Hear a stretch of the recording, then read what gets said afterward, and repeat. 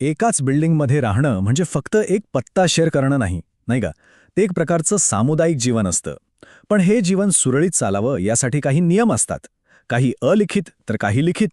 आज आपण याच लिखित नियमांच्या पुस्तकाला म्हणजेच सहकारी गृहनिर्माण संस्थांच्या बायलॉजला अगदी सोप्या भाषेत उलगडून पाहणार आहोत. तर आपण काय काय पाहणार आहोत?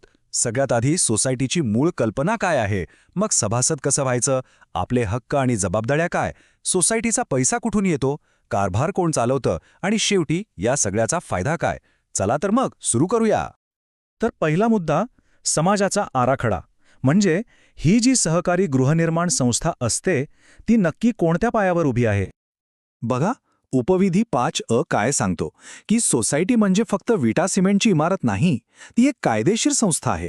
आणि तिचा उद्देश काय, तर सभासदांनी मिळून शांततेत एकत्र राहावं. यासाठी 2 शब्द खूप महत्त्वाचे आहेत: लोकशाही आणि स्वायत्ता. म्हणजे काय, तर सगळे निर्णय सभासदांनी मिळून घ्यायचे आणि आपला कारभार बाहेरील हस्तक्षेपाशिवाय स्वतःच चालवायचा. आता हा कारभार चालतो कसा, तर त्याची एक कायदेशीर चौकट आहे. असं समजा की एक पिरामिड आहे. सगळ्यात वर आहे महाराष्ट्र सहकारी संस्था अधिनियम 1960. त्याच्या खाली येतात नियम आणि सगळ्यात शेवटी येतात सोसायटीचे स्वतःचे बायलॉज. म्हणजे सोसायटीचे नियम हे कायद्याच्या आणि नियमांच्या विरोधात असू शकत नाहीत. सगळं काही याच चौकटीत बसून करावं लागतं. बरं, सोसायटीची रचना तर समजली. आता पुढचा प्रश्न, या समुदायाचा भाग कसं बनायचं, म्हणजे सभासद बनण्याची प्रक्रिया काय आहे? इथे एक गोष्ट लक्षात घ्यायला हवी की सभासद म्हटलं की सगळे सारखे नसतात. मुख्यत्वे 3 प्रकार आहेत. पहिले, क्रियाशील सभासद, म्हणजे जे फ्लॅटचे मालक आहेत, वेळेवर पैसे भरतात आणि मीटिंगला येतात. यांना मतदानाचा पूर्ण हक्क असतो. दुसरे, सहयोगी सभासद, म्हणजे जॉईंट ओनर, ज्यांचं नाव शेअर सर्टिफिकेटवर दुसरं किंवा तिसरं असतं. यांचे अधिकार थोडे मर्यादित असतात. आणि तिसरे, नाममात्र सभासद, सोप्या भाषेत सांगायचं तर भाडेकरू, यांना मतदानाचा हक्क नसतो. हा फरक खूप महत्त्वाचा आहे. आणि सभासद व्हायचं असेल तर उपविधी 19 मध्ये अगदी सरळ सोपी प्रक्रिया दिली आहे. फक्त 4 पायऱ्या. 1. विहित नमुन्यात अर्ज करायचा. किमान 10 शेअर्सचे पैसे भरायचे, जे साधारण 500 रुपये होतात. 100 रुपये प्रवेश शुल्क भरायचं आणि सगळ्यात महत्त्वाचं, आपल्या घराच्या विक्री कराराची प्रत आणि इतर आवश्यक कागदपत्र द्यायची. बस, ही प्रक्रिया पूर्ण झाली की तुम्ही अधिकृत सभासद. चला आता त्या भागाकडे येऊया ज्याच्याशी आपला रोजचा संबंध येतो. आपले हक्क आणि आपल्या जबाबदाऱ्या, म्हणजे रोजच्या जगण्यातले नियम. आणि इथे सगळ्यात कॉमन प्रश्न जो सगळ्यांना पडतो, आपला फ्लॅट भाड्याने देता येतो का? तर उपविधी 43 नुसार याचं उत्तर आहे हो, नक्कीच देता येतो, पण काही अटी आहेत. सगळ्यात आधी कमिटीची लेखी परवानगी लागते. जो भाडेकरू येणार आहे त्याला नाममात्र सभासद करून घ्यावं लागतं. आणि हो, तुम्हाला दर महिन्याला नॉन ऑक्युपन्सी चार्जेस भरावे लागतात. ही परवानगी सहसा 11 महिन्यांसाठीच मिळते. बरं, भाड्याचं तर झालं, पण समजा घरात काही बदल करायचे असतील तर, म्हणजे रिनोव्हेशन, आपल्या फ्लॅटमध्ये आपण बदल करू शकतो का? हो, करू शकतात. पण इथेही काही नियम आहेत.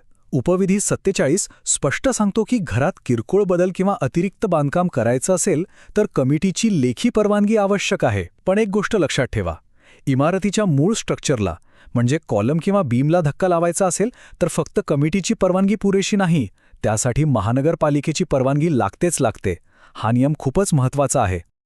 ओके, आता जरा पैशांबद्दल बोलूया. एवढी मोठी सोसायटी चालते, साफसफाई, सुरक्षा, पाणी, या सगळ्यासाठी पैसा कुठून येतो आणि तो कसा वापरला जातो? सोसायटीकडे प्रामुख्याने काही फंड्स असतात. एक असतो दुरुस्ती आणि देखभाल निधी, म्हणजे रोजच्या किंवा वार्षिक दुरुस्तीसाठी. दुसरा आणि खूप महत्त्वाचा असतो सिंकिंग फंड. हा फंड म्हणजे काय, तर इमारतीचा रिटायरमेंट प्लॅन, म्हणजे 25-30 वर्षांनी जेव्हा मोठ्या दुरुस्तीची किंवा पुनर्बांधणीची वेळ येईल तेव्हा हा पैसा कामी येतो. याशिवाय राखीव निधी, शिक्षण निधी असेही फंड्स असतात. आपल्याला जे महिन्याला मेंटेनन्सचं बिल येतं ते नक्की कसं बनतं? उपविधी 69 मध्ये त्याचं गणित दिलेलं आहे. बघा, पाणीपट्टी तुमच्या घरात किती नळ आहेत त्यावर ठरते. सर्व्हिस चार्जेस जसं की साफसफाई, सुरक्षा, हे सगळ्या फ्लॅट्समध्ये समान वाटले जातात. पण दुरुस्ती निधी आणि सिंकिंग फंड हे तुमच्या फ्लॅटच्या आकारानुसार म्हणजे बांधकाम खर्चानुसार आकारले जातात. आणि प्रॉपर्टी टॅक्स तर महानगरपालिका ठरवते. आणि हा आकडा 21%. हा आकडा कशाचा आहे, तर उपविधी 72 नुसार जर मेंटेनन्स वेळेवर भरला नाही तर सोसायटी तुमच्या थकबाकीवर वर्षाला जास्तीत जास्त 21% सरळ व्याज लावू शकते. त्यामुळे मेंटेनन्स वेळेवर भरणं किती महत्त्वाचं आहे हे या आकड्यावरून लक्षात येतं. आता येऊया शेवटच्या टप्प्याकडे. हा सगळा डोलारा सांभाळतं कोण? म्हणजे सोसायटीचा कारभार नक्की कोण चालवतं आणि निर्णय कसे घेतले जातात? तर इथे 2 महत्वाच्या बॉडीज आहेत. एक आहे जनरल बॉडी म्हणजे सर्वसाधारण सभा. ही सर्वोच्च आहे, म्हणजे संस्थेचे सगळे पात्र सभासद मिळून जनरल बॉडी बनते. आणि दुसरी आहे मॅनेजिंग कमिटी म्हणजेच व्यवस्थापकीय समिती. ही समिती आपणच म्हणजे सभासदांनी निवडून दिलेली असते आणि ती सोसायटीचा रोजचा कारभार पाहते. थोडक्यात जनरल बॉडी म्हणजे संसद आणि मॅनेजिंग कमिटी म्हणजे सरकार. आणि वर्षातून एकदा होणारी वार्षिक सर्वसाधारण सभा म्हणजे AGM ही खूप महत्त्वाची असते.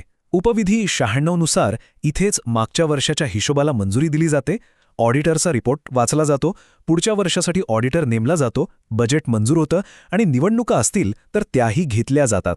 सभासदांसाठी आपला आवाज उठवण्याची आणि कारभारावर लक्ष ठेवण्याची हीच खरी जागा आहे.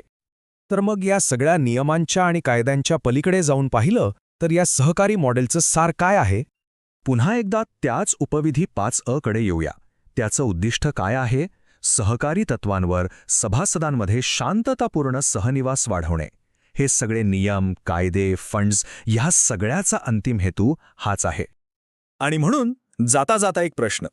आपली सोसायटी ही फक्त राहण्याची एक इमारत आहे की एक जिवंत समुदाय आहे?